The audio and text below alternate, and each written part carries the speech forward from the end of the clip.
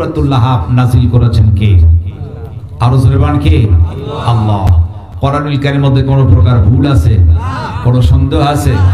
কোনো সন্দেহ নেই। কারণ আল্লাহ প্রথমেই চ্যালেঞ্জ করে বলেছেন যালিকাল কিতাবু লা রাইবা ফি, এটা তো সেই কিতাব যার মধ্যে কোনো প্রকার সন্দেহ নেই। কোরআনুল কারীম আল্লাহ পাক তিনি এই পৃথিবীতে আমাদের জন্য দিয়েছেন, এটা হুদাল লিন-নাস, মানুষের হিদায়াতের জন্য দিয়েছেন। কথা বলা ঠিক কিনা? আমরা কোরআন পেয়েছি, শ্রেষ্ঠ একটি কিতাব, যে কোরআনুল কারীমকে আল্লাহ পাক তার বান্দার জন্য তিনি সহজ করে দিয়েছেন। সুবহান। আমরা কোরআন পড়ি না, আমাদের কাছে মনে হয় খুব কঠিন, কিন্তু কোরআন কি কঠিন? কোরআন কিন্তু সহজ। বিভিন্ন প্রেক্ষাপটে খণ্ডিত আকারে কোরআনুল কারীম এই পৃথিবীতে নাজিল হলো। আল্লাহ রাসূল তিনি এটাকে আয়ত্ত করতেন, সাহাবায়ে কেরামকে শুনিয়ে দিতেন, তারা হাত দিতে চামড়ায় কষ্ট করে তারা লিপিবদ্ধ করতেন। আমরা সাজানো গোছানো কাগজে লিপিবদ্ধ সুন্দর একটি কোরআন পেয়েছি। সুবহানাল্লাহ। আল্লাহ রাসূল তিনি কোরআন নাজিল হতো, তিনি সেটাকে আয়ত্ত করতে খুব পেরেশান হতেন, কারণ তিনি জানতেন যেটা ওহী হচ্ছে, কোন একটা হরফ যদি বাদ পড়ে যায় এইটা আর পাওয়া যাবে না, যে খুব টেনশনে থাকতেন। কিন্তু আল্লাহ পাক তার হাবিবকে এত ভালোবেসেছেন, রাসূলের এই পেরেশানিটা আল্লাহর খুব কষ্টদায়ক হতো। সুবহানাল্লাহ। আল্লাহ রাব্বুল আলামিন বললেন লা তুহাররিক বিহি লিসানাকা লিতাআজালা বি, জোরে বলুন আল্লাহু আকবার। আমার হাবিব, আমার বন্ধু, কোরআনুল কারীম মুখস্থ করার জন্য খুব তড়িঘড়ি করার কিছুই নাই। ও আমার নবী, শুধু আপনি আপনার জিহ্বা সঞ্চালন করবেন, আর মুখস্থ করিয়া দেওয়ার দায়িত্ব আমি আল্লাহর। সুবহান। আপনি জিহ্বা নড়াবেন, মুখস্থ করে দিব আমি আল্লাহ। সুবহান। কোরআন আল্লাহ এত সহজ করেছেন। এই পৃথিবীতে কোন কিতাবের হাফেজ নাই। বেদ বলেন, বাইবেল বলেন, গীতা বলেন, সামবেদ বলেন, অথর্ববেদ বলেন, কেন কোন কিতাবের হাফেজ নাই? আল্লাহর কালাম কোরআনের হাফেজ এই পৃথিবীতে লক্ষ লক্ষ আছে কিনা? আছে। তার মানে কোরআন আল্লাহ সহজ করেছেন। সূরাতুল লাহাব, এই সূরাতুল লাহাবের মধ্যে আয়াতের সংখ্যা আছে 5টি। কয়টা আয়াত আছে? আয়াত আছে 5টি। এর মধ্যে রুকু আছে কয়টি? একটি মাত্র রুকু। এটা অবতীর্ণ হয়েছে মক্কাতে। কোথায়? সূরাতুল লাহাব নাজিল হলো মক্কাতে। এটা 30 পারার মধ্যে আছে। আর সূরার দিক দিয়ে সিরিয়ালে হচ্ছে 111 নম্বর সূরা। 111 নম্বর সূরা সূরাতুল লাহাব। এই সূরাতুল লাহাব কেন নাজিল হলো এর একটা প্রেক্ষাপট আছে কি নাই? অবশ্যই আছে। আল্লাহ পাক বলেন তাব্বাত ইয়াদা আবি লাহাব ওয়া তাব, ধ্বংস হোক আবু লাহাবের 2 হাত এবং সে নিজে। মা আগনা আনহু মালুহু ওয়া মা কাসাব, তার সম্পদ কোনই কাজে আসে নাই। তার উপার্জিত যে অর্থ ছিল, সম্পদ ছিল, এটা কোনো কাজে লাগে নাই। সায়াসলা নারন যাতা লাহাব, সরাসরি যাবে অগ্নিশিখা আগুনে, জাহান্নামের মধ্যে অগ্নিকুণ্ডে থাকবে আবু লাহাব। ওয়ামরাতুহু হাম্মালাতুল হাতাব, তার স্ত্রী সেও থাকবে এই আগুনের মধ্যে, কারণ তিনি ইন্ধন বহন করতেন। ফি জিদিহা হাবলুম মিন মাসাদ, তার গলায় থাকবে খেজুরের পাকানো রশি, ফাঁসির কাষ্ঠ। অর্থাৎ তার স্ত্রীর কথা এখানে বলেছেন। উম্মে জামিলার গলায় থাকবে খেজুরের পাকানো রশি, রশির মাধ্যমে তিনি দুনিয়ায় মুক্তি বিদায় নিবেন। আল্লাহ রাব্বুল আলামিন এই সূরাতুল লাহাবের মধ্যে 2 জন ব্যক্তির কথা বলে গোটা পৃথিবীর মানুষকে সতর্ক করলেন। 1 নাম্বার, আল্লাহ জানিয়ে দিলেন পৃথিবীর মানুষ আবু লাহাবের মতো স্বৈরাচারী হইও না। 1 নাম্বার অ্যালার্ট জারি হলো। 2 নম্বরে মহিলাদের মধ্যে উম্মে জামিলার কথা বললেন, ও মহিলারা শোনো, তোমরা উম্মে জামিলার মতো মহিলা হইও না। এই যে সূরাতুল লাহাবটা নাজিল হলো এমন একটা প্রেক্ষাপটে, আল্লাহ রাসূল তখন মক্কা ইসলামের প্রাথমিক যুগে এই সূরাতুল লাহাব নিয়ে এসেছেন। হুজুর তখন দাওয়াত দিচ্ছেন মানুষকে, দিনের দাওয়াত। তিনি চাইলেন দাওয়াত দিবেন আপনজনের মধ্যে। এজন্য তিনি সাফা পাহাড়ের নিকটে এসে যখন ডাক দিলেন, তার ডাকে সাড়া দিয়ে এলো তার আপন চাচা আবু লাহাব। নাম কি? আবু লাহাব। তিনি ছিলেন আপন চাচা। গ্রামের চাচা ছিল আবু জাহেল, উতবা, শাইবা, মুগিরা। আরবের নেতৃস্থানীয় যত নেতা ছিল সব নেতারা মুহাম্মদ বিন আব্দুল্লাহ ডাকে তারা সাড়া দিল। সাফা পাহাড়ের চূড়ায় এসে গেল। রাসূল তিনি জানতেন তাদের ব্যাপারে, তিনি একটা খাওয়ার আয়োজন করলেন, খুব তৃপ্তির সহিত খাওয়ার। বললেন, চাচা আমি তো খাওয়ার ব্যবস্থা করেছি, কারণ আল্লাহ রাসূল জানতেন এরা হচ্ছে খাওয়ার পাগল। খেতে দিলেন, খাইলেন। বললেন, চাচা খাওয়াটা কেমন হলো? আবু লাহাব বলতে, ভাতিজা বলো কি চমৎকার খাওয়া দিয়েছো, খুব খুশি হলাম। চাচা খাওয়া যখন হলো আমি একটা কথা আমি আপনাকে বলবো। বলে, কি বলো? বলে, আমি বলতে চাই যে চাপা পাহাড়ের নিচে যে আমরা বসে আছি, এই পাহাড়ের অপোজিটে একদল শত্রু বাহিনী অস্ত্র নিয়ে অপেক্ষা করছে, যে কোনো মুহূর্তে আক্রমণ করে তোমাদেরকে হত্যা করতে পারে। বিশ্বাস হয়? চাচা বলল, ভাতিজা কেন বিশ্বাস হবে না? বলে, কেমনি বিশ্বাস হয়? বলে, আমরাই তোমার উপাধি দিয়েছি আল আমিন, তুমি বিশ্বাসী। আর সদিক, তুমি হচ্ছে সত্যবাদী, সদিকুল আমিন। আমরা তোমার সত্য জানি ভাতিজা, তুমি কোনোদিন মিথ্যা কথা বলতে পারো না। নবী আমার বললেন, চাচা আমাকে যদি বিশ্বাসী বলে মনে হয়, সত্যবাদী যদি ভেবে থাকো, চাচা আর দেরি নয়, পড়ে নাও লা ইলাহা ইল্লাল্লাহু মুহাম্মাদুর রাসূলুল্লাহ সাল্লাল্লাহু আলাইহি ওয়াসাল্লাম। লা ইলাহা, কোনো ইলাহা নাই, আল্লাহ নাই, রিজক দাতা, আইন দাতা, বিধান দাতা কিচ্ছু নাই। জমিন যার, আইন চলবে তার। যখনই বলছেন জমিন যার, আইন চলবে তার। এমন সময় আবু লাহাব খেপে গেল। অমনি তিনি খেপে গেলেন, বলে, তাব্বারাকা ইয়া মুহাম্মদ, ধ্বংস হও। আবু লাহাব আমার রাসূলকে একটা গালি দিয়ে দিলেন। জোরে বলুন নাউজুবিল্লাহ। আবু লাহাব খেপে গেলেন, আমার নবীর কি? প্রথমেই তিনি একটা গালি দিলেন, কারণ এই দেশে যত নবী এবং রাসূল সাল্লাল্লাহু আলাইহি ওয়াসাল্লাম এসেছেন, প্রত্যেকটি নবী এবং রাসূলদেরকে সেই জাতির কাফির মুশরিকরা আলী দিল গালি, এরপর গায়ে হাত উঠাইছে। এরপর কি করলেন? একটা পাথর উঠালেন, আমার রাসূলের চেহারা দেখে নিক্ষেপ করলেন। রাসূলের সুন্দর চেহারায় কপালের বাম পেশে লেগে দরদর করে রক্ত পড়তে শুরু করল। আমার ভাইরা, আবু লাহাব যখন পাথর উঠানো নবীজির সুন্দর চেহারা দেখে লক্ষ্য করে পাথর ছুঁড়ে মারলেন, কপালের বাম দিকে চট করে লেগে দরদর করে রক্ত পড়তে শুরু করলো। মক্কার প্রাথমিক যুগে নব মুসলমান 2 দিন পূর্বে ইসলাম কবুল করেছেন, নাম ছিল তার আবুল হালাব।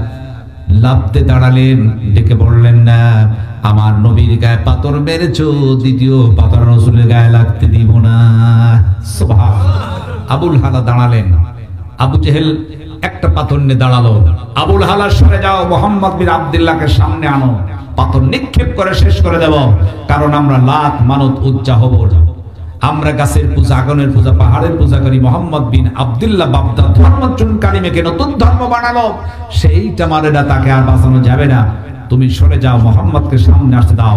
আবুল হালা বলল, আমি বেঁচে থাকতে, জীবন থাকতে দ্বিতীয় পাথরের আঘাত আমার রাসূলের গায়ে লাগতে দিব না। জোরে বলো সুবহানাল্লাহ। আবুল হালা দাঁড়ালেন সামনে, 2টি হাত টান টান করে যখন তার বুকটা বেঁধে দিলেন, আবু জেহেল তিনি একটা পাথর মারলেন, আবুল হালার বুকে লেগে গেল। টাস করে পাথর লেগেছেন।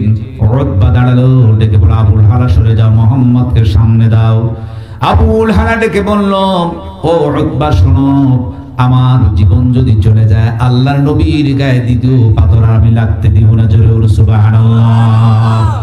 উতবা দেখা গেল পাথর মারলেন, নবীজির বুকে লেগে গেছে। এরপর সাইবা দাঁড়ালেন, আর একটা পাথর উঠালেন। আবুল হালা বলল, সরতে পারবো না, জীবন যদি চলে যায় যাক, এরপরও আমি জীবন দিতে রাজি। আল্লাহর নবীর গায়ে দ্বিতীয় পাথর আমি লাগতে দিব না। জোরে বলো সুবহানাল্লাহ। কি আশিকে রাসূল, এরাই ছিলেন আশিকে রাসূল। প্রকৃত আশিকে রাসূল আবুল হালা যখন তিনি টান টান করে বুকটা পেতে দিলেন, ডেকে বললেন, না আমি আবুল হালা শহীদ হতে রাজি আছি, আমার নবীর গায়ে দ্বিতীয় পাথর আর লাগতে দিব না। জোরে বলো সুবহানাল্লাহ। আবুল হালা 2টি হাত টান টান করে বুক যখন তিনি পেতে দিলেন, একটা নয় দুইটা নয় তিনটি পাথর চলে এলো। যেমন রংপুরের আবু সাইদ দুটি হাত টান টান করে দাঁড়ালেন, পুলিশের লোকেরা গুলি করলো বুলেটের আঘাতে। যখন ছুড়ল গুলি এক এক করে তিনটা গুলি বুকে লাগলো, আবু সাইদ তিনি ঢলে পড়লেন, শহীদ হলেন। আর আবু সাইদের মাধ্যম দিয়া এই বাংলাদেশ পুনরায় স্বাধীনতা অর্জন করলেন। কথা বলেন ঠিক কিনা? আমার ভাইরা, শহীদের রক্ত এই জমিনে যত শহীদের রক্ত ঝরবে ততই তাড়াতাড়ি কালেমার পতাকা পথ পথ করে উঠবে। কথা বলেন ঠিক কিনা? যেই দিন দেখা গেল আমার রাসূল শত্রু হলো মক্কা থেকে তাড়িয়ে দিল মদিনায়, রাসূল আবার মদিনা থেকে আসলেন মক্কায়। মক্কায় আসার পর যখন তার চাচা আব্বাসকে বললেন, চাচা দরজা খুলে দাও, দীর্ঘদিন মসজিদে নামাজ পড়ি না। আব্বাস দরজা খুলে দিয়েছেন, ভিতরে ঢুকেই রাসূল দিয়ে অসংখ্য মূর্তি আর মূর্তি দিয়ে পরিপূর্ণ। রাসূল বললেন, চাচা এত মূর্তি কেন? আবু লাহাব বললেন, চাচা লাত মানত জাহবল উর্দুম্বা খাম্বার পূজা করেছে, আল্লাহ রাসূল বলতে কিছুই আগে বুঝতাম না, যার কারণে সমস্ত মূর্তি সাজিয়ে রেখেছি। আমি তো এখন মুসলমান ঈমান এনেছি, ভাতিজা কি করতে হবে বলো? ডেকে বললেন কি করতে হবে? মানে সমস্ত মূর্তিগুলোকে ভেঙে চুরমার করে দিতে হবে। আল্লাহু আকবার। আমার রাসূল নিচে তার চাচা আব্বাস সহ সাহাবীরা সব পিটাইয়া সমস্ত মূর্তিগুলোকে ভাঙলেন। আর রাসূল বলে, আমার সাথে পড়ো, ওয়াকুল জাল হক ওয়া যাহাকাল বাতিল ইন্নাল বাতিলা কানা যাহুকা। হক এসেছে, বাতিল দূরীভূত হয়েছে, হক আসলে বাতিল কখনো থাকতে পারে না। কথা বলে ঠিক কিনা? আমার রাসূল সমস্ত মূর্তিগুলো ভেঙে চুরমার করে দিয়ে জমজমের কূপের পানি দিয়ে ধৌত করলেন। এরপর ডেকে বললেন, দীর্ঘদিন আমি এই মসজিদে নামাজ পড়ি নাই, আজকে বিজয়ের আজান হবে। আমার সাহাবী হযরত বিলাল ভাঙ্গা ভাঙ্গা কণ্ঠে তুমি আজান দিবে। ঠিক তেমনি ভাবে 16টি বছর আমরা ফতোয়া দিয়েছি। বাংলাদেশের পয়েন্টে পয়েন্টে অনেক জায়গায় মূর্তি তৈরি করা হয়েছিল, ভাস্কর্য তৈরি করা হলো। আমরা ফতোয়া দেন মূর্তি তৈরি করা হারাম, নাজায়েজ, কুফর, এইটা করা যাবে না। কোনই তারা আমলে নেয় নাই। এই 24 সালে যখন বাংলাদেশ স্বাধীন হলো, সময় লাগলো 1 ঘন্টার মধ্যে গোটা বাংলাদেশের মূর্তি ভেঙে চুরমার করা হলো। ওলামায়ে কেরাম ঘোষণা দিয়েছেন, আমাদের নাকেও সুঘ্রাণ পেয়েছি, আগামীর বাংলাদেশ কোরআনের পার্লামেন্ট, আগামীর পার্লামেন্ট হবে আলেম ওলামাদের পার্লামেন্ট, আগামীর পার্লামেন্টে কোরআন দিয়ে পরিচালনা করা হবে। কথা বলেন ঠিক কিনা? আমার ভাইরা, আবারও যদি বাংলাদেশে ইসলামের ডাক এসে যায়, প্রয়োজন হলে রক্ত দিতে রাজি আছে আল্লাহর জমিনে দিন প্রতিষ্ঠার জন্য। কে কে আছে দুটি হাত তুলে আল্লাহরে দেখায়। লিল্লাহি তাকবীর। আল কোরআনের আলো, আল হাদিসের আলো, আমার নেতা তোমার নেতা। লিল্লাহি তাকবীর। হাত দাবান, আল্লাহ কবুল করুন সকলে আমিন। আবুল হালার পাথর লেগেছে কয়টা?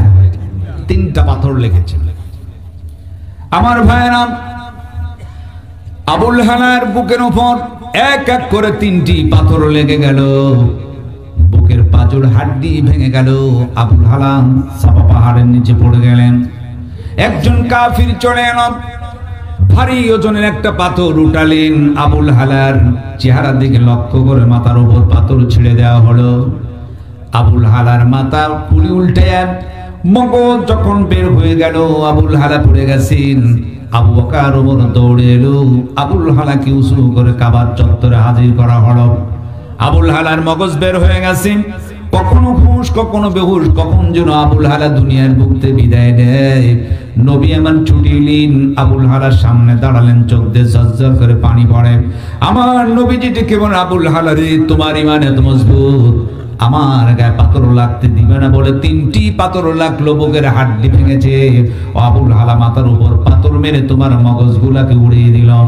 সঙ্গে সঙ্গে নবী আমার আবুল হালার সামনে থেকে 2টি হাত তুলে ধরলেন, ডেকে বললেন, আল্লাহ, আমার সাহাবী আবুল হালাকে তুমি শহীদের দরজা দিয়ে দাও। সুবহানাল্লাহ। কারণ কি? শহীদের দরজা দাও। শহীদ এমন একটি জিনিস, মরতে দেরি, জান্নাত পেতে দেরি নাই। কথা বলেন ঠিক কি না? কারণ আল্লাহ রাব্বুল আলামিন বলেন, ওয়ালা তাকুলু লিমান ইউকতালু ফি সাবিলিল্লাহি আমওয়াত বাল আহইয়াউ ওয়ালা কিল্লা তাশউরুন।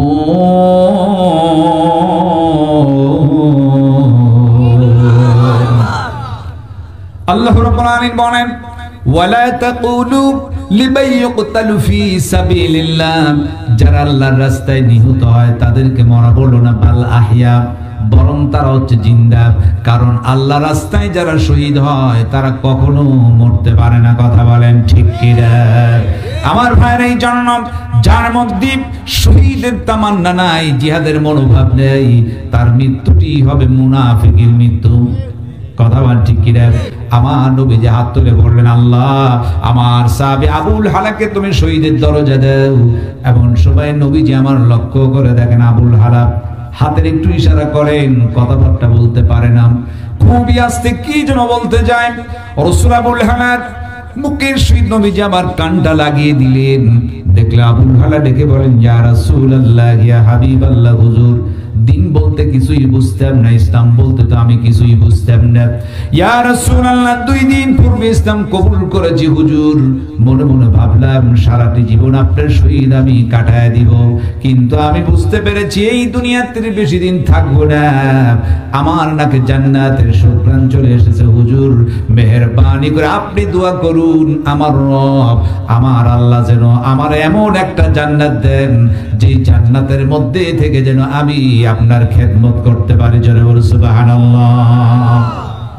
ইয়া রাসূলুল্লাহ, জান্নাতের সুঘ্রাণ আমার নাকে এসেছে হুজুর, আপনি আমার জন্য একটু দোয়া করুন, আল্লাহ যেন আমাকে এমন একটা জান্নাত দেয় যে জান্নাতে থেকে যেন আমি আপনার খেদমত করতে পারি। জোরে বলুন সুবহানাল্লাহ। নবী আমার 2টি হাত তুললেন, আল্লাহ আমার সাহাবী আবুল হালাকে তুমি এমন একটা জান্নাত দাও যেই জান্নাতের মধ্য থেকে আমি নবীজিকে যেন সর্বদা দেখতে পাই। জোরে বলুন সুবহানাল্লাহ। আবার ভাইরা, আবুল হালা তিনি ছিলেন নব মুসলমান। 2 দিন পূর্বে ইসলাম কবুল করার কারণে তার ঈমান এত মজবুত হলো, কারণ যারা কোরআনের সঙ্গে স্পর্শে যায় তাদের ঈমান আল্লাহ রাব্বুল আলামিন মজবুত বানায় দেন। কথা বলেন ঠিক কি না? নবীজির প্রতি নির্যাতন করেছিলাম, এই যে সাহাবী শহীদ হয়ে গেল, নবীজির তারা কম জ্বালাই নাই, নবীজিকে অনেক ক্ষত বিক্ষত করেছেন, রক্ত দিয়েছেন, দান্দার মোবারক পর্যন্ত শহীদ হয়েছে। আমার নবীজিকে যেমনি কাফেররা নির্যাতন করেছে, নবীজির একটাও ছেলে সন্তান ছিল না, ছিল মাত্র তার 4টি কন্যা সন্তান। এই 4টি কন্যা সন্তানের মধ্যে একটা কন্যাকেও তারা কম জ্বালায় নাই। তার মেয়েকেও নির্যাতন করেছে একই কায়দায়। আমার রাসূলের কন্যা ছিল 4টি। কয়টি কন্যা? বড় কন্যার নাম ছিল রুকাইয়া, দ্বিতীয় কন্যার নাম ছিল জয়নাব, তৃতীয় কন্যার নাম ছিল উম্মে কুলসুম, সব ছোট কন্যার নাম ছিল ফাতেমা। 4টি কন্যার মধ্যে একটা কন্যা যেটা হচ্ছে মেজ কন্যা, তার নাম ছিল জয়নাব। এই জয়নাব আল্লাহর জমিনে ইসলামকে মানার কারণে তার শ্বশুর তার স্বামী তার উপরে এত নির্যাতন করেছে, অবশ্যই তাকে শহীদ করেই তারা ছেড়েছে। আমার মা দেখেন তার প্রতি নির্যাতন হলো, এরপর তিনি দ্বীনকে ইসলামকে কখনো ছেড়ে দেয় নাই। অথচ জয়নাব তখন শরীয়তের বিধান চালু হয় নাই যে মুসলমানের মেয়ে বেধর্মীর সহিত বিয়ে হবে না, ছেলে মেয়ে। আমার রাসূলের এই মেয়ে জয়নাবের তখন বিবাহ হয়েছিল আবু লাহাব, কাট্টা কাফির, তারই সন্তান উতাইবিয়ার সহিত বিবাহ হয়ে গেল। এখন রাসূল দাওয়াত দিচ্ছেন, দ্বীনের দাওয়াত। কিসের দাওয়াত? আবু লাহাব দেখলো এটা কেমন কথা, মুহাম্মদ বিন আব্দুল্লাহ, আমরা লাত মানত উজ্জা হবলের মূর্তি পূজা করি, আরে বলে এটা চলবে না, এক আল্লাহর কথা বলে, এটা তো মানা যায় না। আমার রাসূলের তারা দুশমন হলো, রাসূলকে গালি দিতে শুরু করলো। কিছুদিন যাওয়ার পর দেখলাম তার বাড়ির স্ত্রী জয়নাব তিনি একই কথা বলছেন, লাত মানত উজ্জা হবল কখনো রব নয়, আমাদের রব তার নাম হচ্ছে আল্লাহ। এই কথা বলা পর তার স্বামী উতাইবিয়া বলতে, জয়নাব খেতে দেই আমি, পড়তে দেই আমি, আমার বাড়িতে থাকো, আর তুমি বাপদাদ ধর্মের চুনকালি মেখে নতুন ধর্মের আবির্ভাব ঘটাও তোমার বাবার মতো, এমনি যদি কাজ করো আমার বাড়িতে তোমার কোনো স্থান থাকবে না।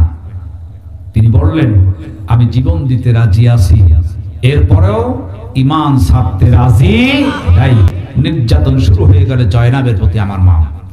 আমার মা জয়নাব যখন বলল না বাবার যে ধর্মের কথা বলে আবু সেই ধর্মের প্রতি আছি, আল্লাহকে ছাড়া কারো দিন কোনো কিছু মানতে পারি না, জীবন দিতে রাজি আছি, এরপর লাত মানত উজ্জা হবলকে মানতে রাজি নাই। এমন সময় তার শ্বশুর আবু লাহাব ডেকে বলল, জয়নাব শোনো, দেখছি তোমার বাবার কায়দায় তুমি চলো, এরপরও যদি তুমি ধর্ম ত্যাগ না করো, আমি আবু লাহাব বলছি তোমারে তালাক দেয়া বাড়িতে পাঠায় দেওয়া হবে। তালাক দেওয়া হবে, তাই বাড়িতে রাখা হবে না। নির্যাতন শুরু হলো। আবার রাসূল হিজরত করবেন, মক্কা থেকে যাবেন মদিনায়। 4 দিন পূর্বের ঘটনা। আবার রাসূল হেঁটে হেঁটে যাচ্ছেন জায়নাবের বাড়িতে, কারণ রাসূল মেয়েদেরকে খুব ভালোবাসতেন। সুবহানাল্লাহ। আমার ভাইরা, আমার নবীজি তার কন্যা জয়নাবকে দেখার জন্য হেঁটে হেঁটে জয়নাবের বাড়ির দিকে যায়। হঠাৎ করে দেখলেন দুষ্ট ছেলেরা এসে আমার নবীকে গালি দিতে শুরু করলো। নবী আমার তাকায় দেখেন সকলেই তো গালি দেয়, কিন্তু তার মধ্যে তার আপন জামাই উতাইবিয়াও নবীকে গালি দিতে শুরু করলো। নাউযুবিল্লাহ। জামাই শ্বশুরকে গালি দিচ্ছে। রাসূল সব কিছুকে হজম করলেন, করে কর্ণপাত না করে হুজুর হাঁটতে হাঁটতে জয়নাবের বাড়ির সামনে গিয়ে সালাম করলেন, আসসালামু আলাইকুম রাহমাতুল্লাহ। জয়নাব জবাব দিয়ে দৌড় মেরে বের হয়ে এলো। রাসূল তাকিয়ে দেখেন জয়নাবের চোখের নিচে কালো দাগ, হাতে কালো দাগ। প্রচন্ড স্বামী তারে পিটাইয়া শরীরের বিভিন্ন জায়গায় কালো দাগের ছাপ বসিয়ে দিয়েছে। নাউযুবিল্লাহ। নবী আমার ডেকে বললেন, মা জয়নাব, তোমার চোখের নিচে কালো দাগ কিসের? তোমার হাতে কালো দেখতে পাই। জয়নাব মনে মনে ভাবলেন, আমাকে যে অত্যাচার করেছে বাবা যদি বুঝতে পারে অনেক কষ্ট পাবে। জয়নাব সব কিছুকে তিনি ধৈর্য ধরে হজম করলেন। ডেকে বললেন, বাবা কিছুই না। বাবার সেই কথাবার্তা হয়ে গেল। আবার নবীজি তিনি বিদায় নিয়ে চলে গেলেন। কিছুদিন যাওয়ার পর হঠাৎ করে আবু লাহাব ডেকে বললেন, শুনে রাখো জয়নাব, যদি তুমি আমার বাড়িতে থাকতে তাও লাত মানত উজ্জাকে মানতে হবে, আল্লাহকে ছেড়ে দাও। সঙ্গে সঙ্গে ডেকে বললেন, জীবন দিতে রাজি আছি, এরপরেও লাত মানত উজ্জা হবলকে আমি রব বলে মানব না। সুবহানাল্লাহ। বলো কি, যদি তুমি না মানো তোমারে কি প্রহার করা হবে, তোমাকে অনেক নির্যাতন করা হবে, তোমাকে বাড়ি থেকে বের করে দেওয়া হবে, সবকিছু ছিনিয়ে নেওয়া হবে। আল্লাহু আকবার। জয়নাব বলছেন, যা আছে সব দিতে রাজি আছি, বাড়ি ছাড়তে রাজি আছি, তালাক নিতে রাজি আছি, ঈমান ছাড়তে রাজি নাই। জোরে বল সুবহানাল্লাহ।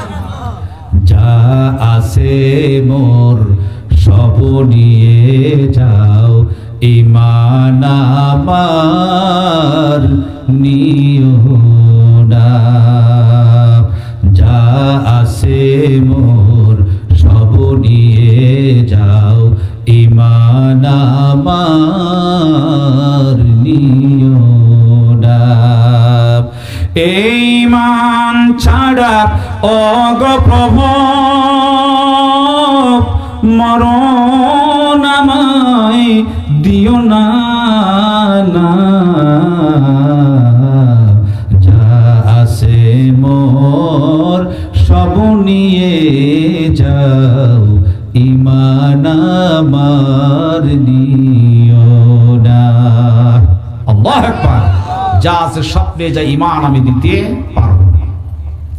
জয়নাব যখন এমন কথা বললাম, আবু লাহাব তার সন্তান উতাইবিয়াকে ডেকে বললেন, উতাইবিয়ারে আর দেরি নয়, তাকে তালাক দিয়ে পাঠানো হবে, তুমি তারে তালাক দাও। যখন উতাইবিয়া বলল, জয়নাব তোমারে তালাক দেব, বাড়িতে আর রাখবো না, এমন সময় জয়নাব কেঁদে ফেললো, ডেকে বলল, প্রাণের স্বামী, আমার গর্ভে 6 মাসের সন্তান, গর্ভবতী অবস্থায় আছি, সন্তান কিনে বাবার বাড়িতে যাব, এইটা তো আমি সহ্য করতে পারবো না।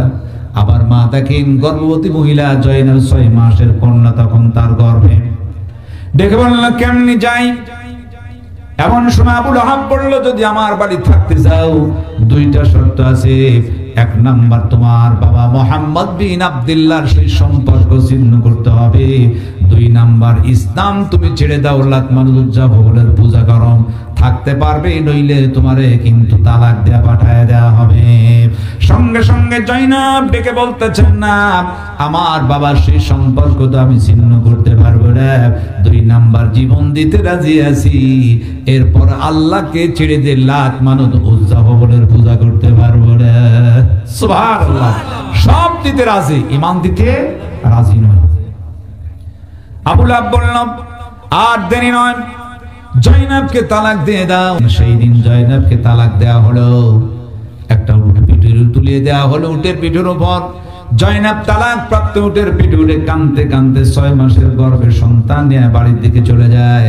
একজন মহিলা তালাক প্রাপ্তা যদি হয়, তারপরে গর্ভের সন্তান তার জন্য চরম একটা কঠিন অবস্থা। কথা বলেন ঠিক কি না? জয়নাব কাঁদছেন, কাঁদতে কাঁদতে বাড়ির দিকে রওনা দেয়।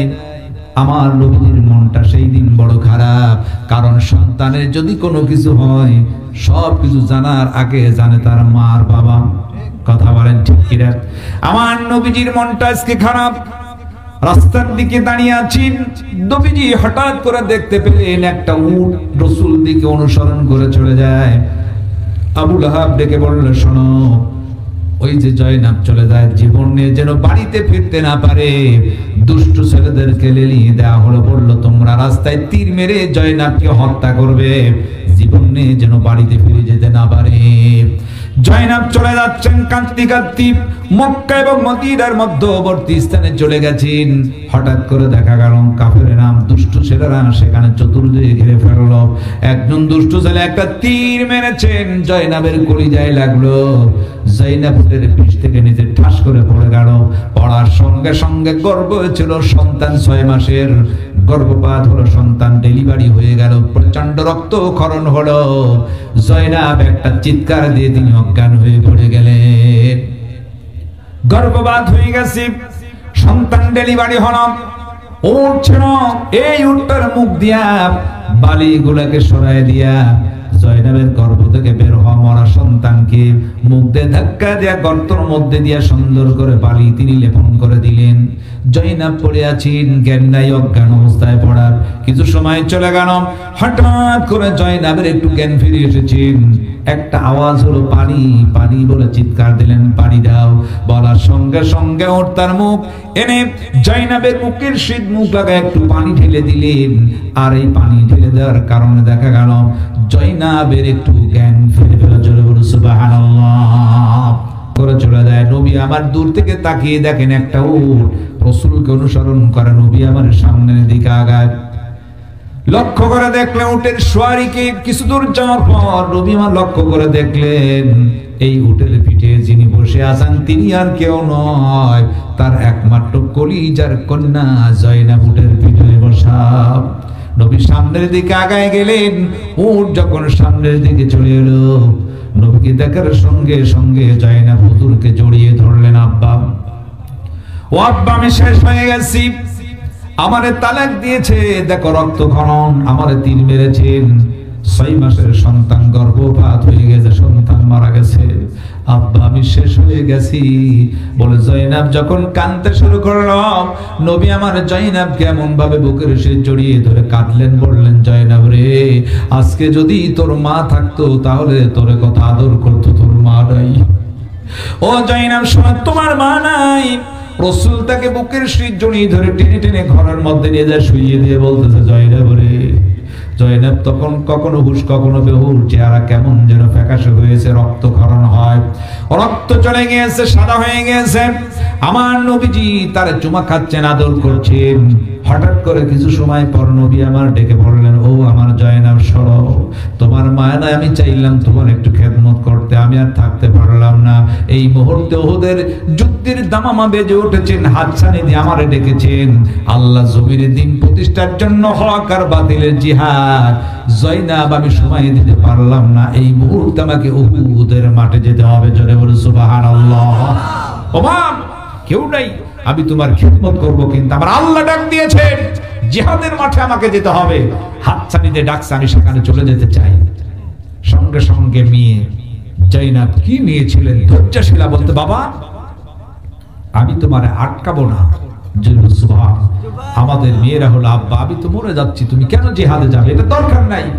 বলতে আব্বা আমি তোমার আটকাবো না, আমি বরং দোয়া করছি আল্লাহ পাক যেন আজকে উহুদের মাঠে তোমাকে বিজয় দান করেন। জোরে বলুন সুবহানাল্লাহ। জয়নাব দোয়া করতেছেন, নবী আমার জিহাদ, আল্লাহর নির্দেশ হলো জিহাদের জন্য রাসূল তার আপন কন্যা জয়নাবকে ফেলে কখনো হুশ কখনো বেহুশ জয়নাব ডেকে বলতেন, বাবা আপনি চলে যান, দোয়া করি, তবে আমার মন বলছে আমি আর বেশি দিন থাকবো না। এই মুহূর্তে আমার নাকি জান্নাতের সুঘ্রাণ পৌঁছে গিয়েছে। জোরে বলো সুবহানাল্লাহ। আমার নবীজি জয়নাবের কাছ থেকে বিদায় নিয়ে যখন হেঁটে হেঁটে দরজার দিকে যায়, হঠাৎ করে পিছন থেকে কে যেন ডেকে বলল, ইয়া রাসূলুল্লাহ, ইয়া হাবিবাল্লাহ, হুজুর জিহাদের মাঠে যাওয়ার দরকার নাই, আপনার কলিজার টুকরো জয়নাব দুনিয়ার বুক থেকে বিদায় নিয়েছে। ইন্না লিল্লাহি ওয়া ইন্না ইলাইহি রাজিউন। নবী আমার কেঁদে ফেললেন, ব্যাক করেছেন, দৌড় মেরে হুজুর রুমের মধ্যে ঢুকলেন, জয়নাবের মুখে হাত বুলালেন, চুমা খাইলেন, আদর করলেন, ডেকে বললেন, জয়নাব, ও জয়নাব, তুমি দুনিয়ার বুক থেকে বিদায় নিয়েছো, রাসূল পাগল পাড়ার মতো হয়ে গেছে। নবী দৌড় মেরেছেন, জান্নাতুল বাকিতে চলে যায়। নবী নিজ হাতে কবর খনন করলেন। কবর খনন করার পর আল্লাহ নবীজি কবরের মধ্যে বসে পড়লেন, এক মুষ্টি বালি উঠাইয়া আল্লাহকে ডেকে বলে, আল্লাহ, আমার কন্যা জয়নাব স্বামীর সংসার পেল না, আদর পেল না, বড় কষ্ট পেল। স্বামী তাকে দেখতে পারে নাই, শ্বশুর তাকে নির্যাতন করলো। আল্লাহ, স্বামীর আদর পাইল না, শ্বশুরের আদর পাইল না। আল্লাহ তোমারে ভরে দেয়, এই মুহূর্তে তোমার কাছে দোয়া করি, আল্লাহ আমার কন্যা জয়নাবের কবরটি তুমি জান্নাতের টুকরা বানাইয়া দাও। নবী আমার দোয়া কমপ্লিট করলেন, গোসল হলো, জানাজা হয়েছে। হুজুর আবার নিজ হাতে জয়নাবের লাশটা কবরের মধ্যে শুইয়ে দিয়া পাথরগুলো বিছিয়ে দিলেন। হাতের বালুগুলো ছাড়তে দেরি হয়ে যায়, জিহাদের মাঠের ডাক এসেছে। হুজুর দেখলেন, যদি দেরি করে আমার রব, আমার আল্লাহ নাখোশ হয়ে যাবে। আমার রাসূল হাতের বালি ঝাড়তে দেরি হবে, ছাড়ছেন, দৌড়াচ্ছেন। এখানে দাঁড়িয়ে থেকে ঝাড়ার প্রয়োজন নেই, হুজুর জিহাদের মাঠে চলে গেছেন। জিহাদ হলো, শেষ হলো, হুজুর ফিরে আসলেন। হঠাৎ করে ওই উতাইবিয়া, তার জামাই ছিল, আগের সাক্ষাৎ হয়ে গেল। উতাইবিয়া আজকে রাসূলকে একটা গালি মারবে। আমার নবীজি ডাক দিয়ে বললেন, উতাইবিয়া রে, অনেক গালি দিয়েছো, আমি রাসূল সবকিছু সহ্য করলাম, হজম করলাম, আর মেয়েকে পর্যন্ত দুষ্টু ছেলেদেরকে দিয়ে তীর মেরে শহীদ করে দিয়েছো। আমি রাসূল এত কষ্ট পাই, শুনে রাখো, আজকে আমি রাসূল আর সহ্য করতে পারলাম না। আমার নবীজি শুধু দোয়াই করেন নাই, এই পৃথিবীতে 11টি বদদোয়া করেছেন, তার মধ্যে একটা বদদোয়া ছিল, দুটি হাত তুলে বলেন, আল্লাহ দুনিয়ার এই নিকৃষ্ট উতাইবিয়া নামক কুত্তাকে, দুনিয়ার হিংস্র পানি দেয়া কাকে তুমি ভক্ষণ করাইতে পারো না। আল্লাহ, এই কুত্তা উতাইবিয়াকে হিংস্র পানি দ্বারা তুমি খাওয়াইয়া দাও। জোরে বলো আল্লাহু আকবার। রাসূল বদদোয়া করে বললেন, আল্লাহ বললেন, হাবিব তোমার দোয়া আমি কবুল করলাম, ওই উতাইবিয়াকে হিংস্র পানি দিয়ে তাকে ভক্ষণ করি আমি আল্লাহ ছাড়ব। জোরে বলো সুবহানাল্লাহ। রাসূলের ঘোষণা হয়েছে, গোটা মক্কা মদিনায় সয়লাব হয়ে গেল। সংবাদকে রাসূল বদদোয়া করছে, উতাইবিয়াকে বাঘ বা হিংস্র পানি তাকে খেয়ে ফেলবে। আবু লাহাব সঙ্গে সঙ্গে ডেকে বলল, মুহাম্মদ বিন আব্দুল্লাহ যা বলে তাই হয়, জীবনে কোনোদিন মিথ্যা কথা বলেনি। আমার বিশ্বাস, আমার সন্তান উতাইবিয়াকে হিংস্র পানি খেয়ে ফেলবে। সুতরাং আমার সন্তানকে যদি বাঁচাতে হয়, তাহলে সৈন্য সামন্ত লাগবে, একজন না, 2-3 নয়, 43 জন সৈন্যকে অস্ত্র দিয়া সর্বদা বডিগার্ড বানায় তাকে রেখে দেওয়া হলো। যেখানে উতাইবিয়া যাবে, 43 জন সৈন্য অস্ত্র দিয়ে চতুর্দিকে দাঁড়িয়ে থাকবে। আল্লাহ ডেকে বললেন, ও আবু লাহাব, তোমার সন্তান উতাইবিয়াকে 43 জন অস্ত্র সহ সেই সমস্ত সৈন্যদেরকে রাখবে, এটা পারবে না। ওয়া কারু ওয়া কারাল্লাহ ওয়াল্লাহু খায়রুল বাকিরিন। তোমরা যতই কৌশলবাজি হও না কেন, আমি আল্লাহ উত্তম কৌশলবাজি। সমস্তর মধ্য দিয়ে আমি আল্লাহ তোমার সন্তান উতাইবিয়াকে হিংস্র পানি দিয়াই ভক্ষণ করব। কথা বলেন ঠিক কিনা? সুতরাং অস্ত্র শস্ত্র দিয়ে তুমি তাকে পাহারা দিয়ে রাখতে পারবে না। কথা বলেন ঠিক কিনা? আবু লাহাব বললেন, শোনো, আমার সন্তান উতাইবিয়াকে 43 জন সৈন্য দিয়ে অস্ত্র দিয়ে পাহারা দিয়ে রাখবি। সব সময় তারা পাহারা দিতে শুরু করলো। আমার আল্লাহ ডেকে বললেন, হিংস্র পানি বাঘ আজকে রাতের মধ্যেই উতাইবিয়াকে খেয়ে ফেলতে হবে। যত সৈন্য সামন্ত আছে, স্পেশাল বাহিনী আমি বাঘকে পাঠায় দিলাম। জোরে বলো সুবহানাল্লাহ। সমস্ত সৈন্যরা অস্ত্রের চতুর্দিকে তারা দাঁড়ানো, হঠাৎ করে চোখে ঘুম এলো। বাকলাবদের মাঝখানে গেলেন, উতাইবিয়াকে ধরলেন, কলিজা আঘাত করলো, হাড্ডিগুলো ভেঙে চুরমার করলেন। কলিজা কি উতাইবিয়াকে দুনিয়ার বুক থেকে নিঃশ্বাস করে দিলেন। সুবহানাল্লাহ। নিঃশ্বাস হলাম। আবু লাহাব ডেকে বলল, ও আমার সৈন্য সামন্তরা, কারে পাহারা দাও? তোমরা কি বুঝতে পারো নাই? দেখো আমার সন্তান নাই, একটা হাড্ডি পর্যন্ত মনে হয় খুঁজে পাবে না। হিংস্র প্রাণী বাঘ ঢুকেছে, আমার সন্তানকে টুকরো টুকরো করে হাড্ডি গুলো ভেঙে জন্মের মতো মিশিয়ে দিয়া কলিজা ভক্ষণ করে বাঘটা জঙ্গলে চলে গেল। কারণ আমার রব, আমার আল্লাহ যে স্পেশাল বাহিনী আছে, দুনিয়ার কোনো বাহিনী দেখেও কখনো টিকতে পারে না। কথা